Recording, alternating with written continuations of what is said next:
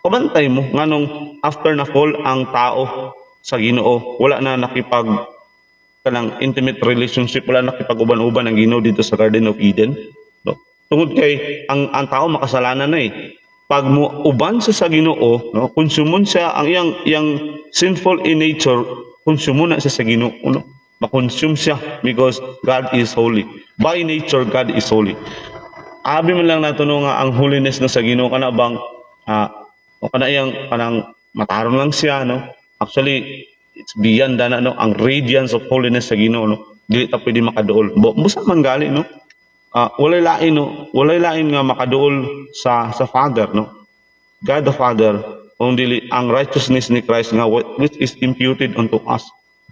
Muna siya ang pagpasabot, no, nganong ang usa ka tawo nga makasalanan once nga he is redeemed through the blood of Jesus Christ.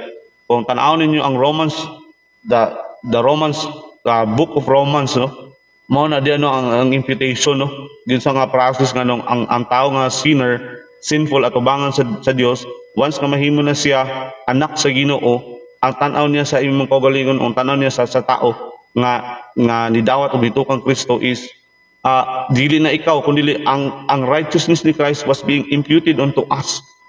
Inana ka importante na, no, ang ginatawag nga imputation of the righteousness of Christ sa atong kinabuhi, no, dili na basta-basta.